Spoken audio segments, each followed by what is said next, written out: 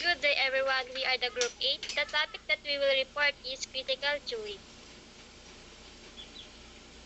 Critical theory seeks to promote greater social justice and equity by exposing and challenging the power structures and ideologies that, that perpetuate social inequalities and injustice. Critical theory is a philosophical and social theory that aims to analyze and critique society and culture. It identifies and exposes the power structures and ideologies that persuade social inequality and injustice.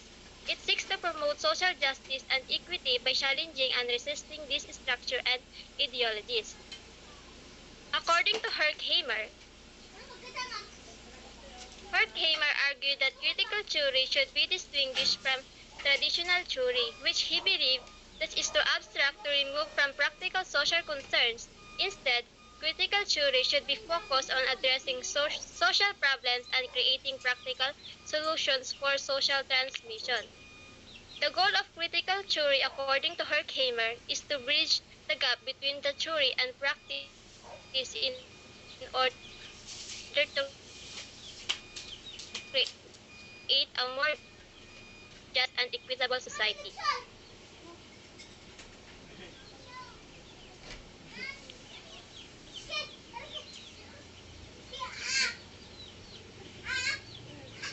Principles of critical theory.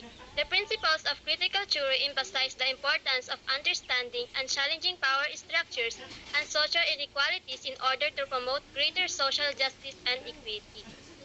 The principle is to promote the greater social justice and equity by creating awareness and challenging oppressive structures and ideologies. Commitments to social justice. Critical theory is committed to promoting social justice and challenging social inequalities. Critical theorists believe that social justice can only be achieved through an ongoing process of critical reflection, analysis, and action aimed to challenging and transmission for underlying power structures and system of oppression. Interdisciplinary approach. Critical theory draws on insight and perspective from a range of disciplines, including the philosophy, sociology, political science, and cultural studies. Critical theory is an interdisciplinary approach to understand society and culture. It draws on insight and perspective from a variety of disciplines in order to develop a comprehensive understanding of social phenomena.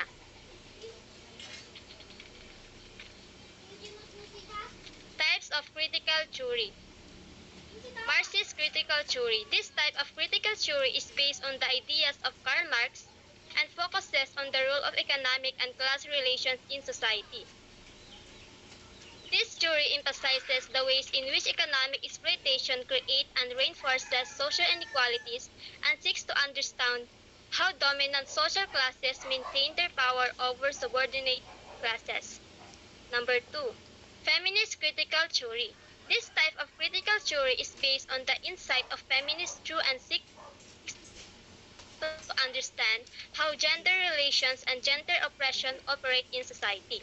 It emphasizes the way in which gender inequality is reinforced by social structures and seeks to understand how gender oppression intersects with other forms of oppression, such as race and class. Number 3. Post-colonial critical theory. This type of critical theory is focused on understanding the way in which colonialism and imperialism have shaped and continue to shape social relations. It emphasizes the way in which the experience of colonialized people are erased or marginalized in dominant narratives and seeks to understand how colonialism has shaped dominant cultural and political structures.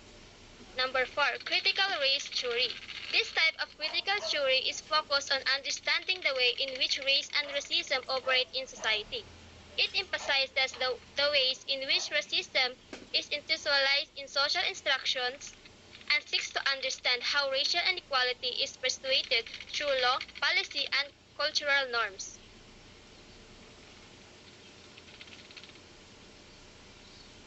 Reda,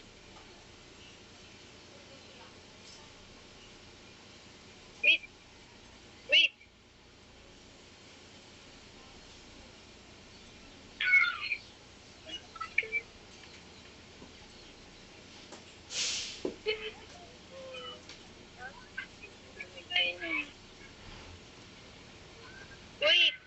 Implications of critical theory to education. The implications of critical theory for teaching method are significant as they call for a shift towards more student-centered and experiential learning approach that promote critical thinking, diversity, and self-awareness. By embracing this method, educators can create learning environments that are more engaged, relevant, and meaningful to students and that empower them to become active and engaged agents to change.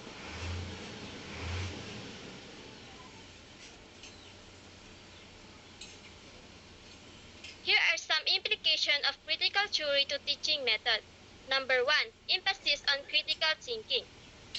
It emphasizes the importance of critical thinking and encourages students to question and analyze the information they receive.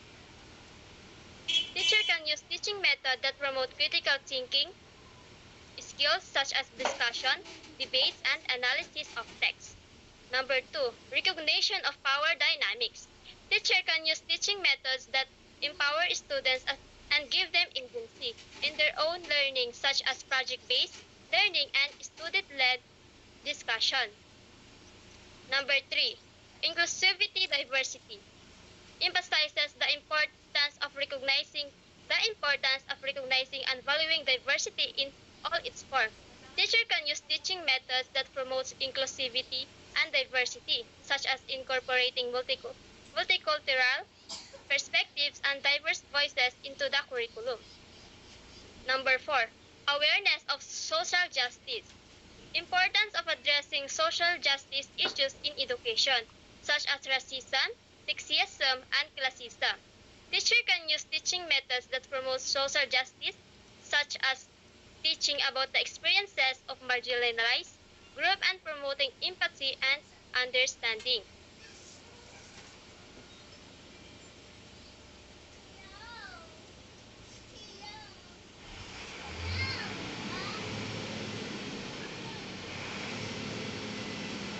Ano yan?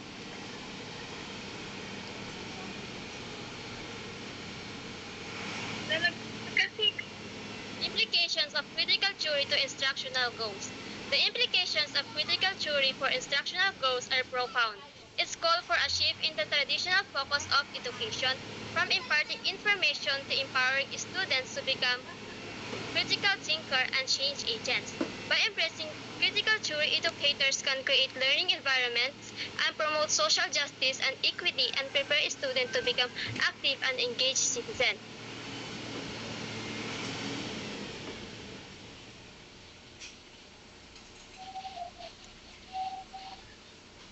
wait, meron na, naglalagay ka. Implications of critical theory to teacher-learner interaction. The implications of critical theory for teaching-learning interaction are significant as they call for a shift toward more collaborative, reflective, and inclusive learning environment that promotes equity and social justice. By embracing these principles, educators can create learning environments that are more engaged, relevant, and meaningful to students and that empower them to become active and engaged agents of change.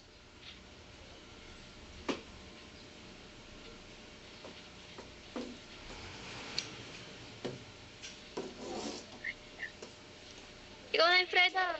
Wait lang, be. Wait lang. Naglag yung ano ko. Una nga. Implications of critical theory teacher-learning interaction. Here are some implications of critical theory to teacher-learning interaction. First, addressing power dynamics.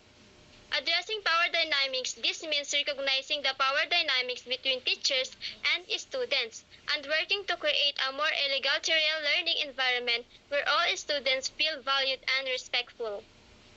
2. Fostering dialogue. This means creating the classroom environment where teachers and students can engage in respectful and open dialogue with one another. 3. Promoting critical thinking. Encourage teachers to reflect on their own assumption and biases and to be open feedback and critic from students. 4.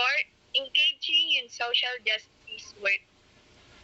Incorporating issues of social social justice into the curriculum and encouraging students to engage in activism and advocacy outside of the classroom.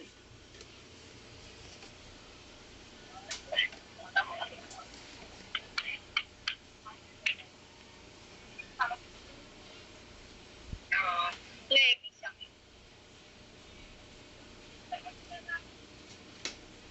criticism and critical theory.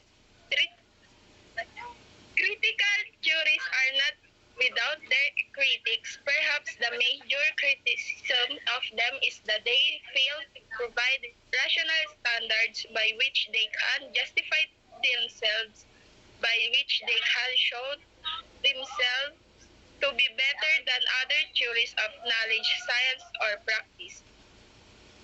Critical theory argue that is it not necessary for a theory to provide a complete and objective basis to evaluating its own claims, and that critical theory should be evaluated on the basis of its ability to uncover and challenge power structures and inequalities in society. Some critics argue that political bias of critical theory undermines to credibility and objectivity, and that it can lead to a narrow and one-sided analysis of social and cultural phenomena. Supporters of critical theory argue that all forms of knowledge are political, and that critical theory is simple, making the political of knowledge explicit. Critical theory is politically biased and seeks to promote a specific political agenda. They argue that critical theory is often associated with left-wing politics and that this bias undermines the credibility and objectivity of the arguments.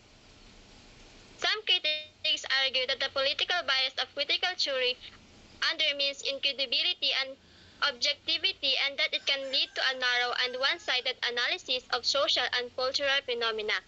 Supporters of critical theory argue that all forms of knowledge are political, and that critical theory is simply making the political of knowledge explicit. That's all. Thank you.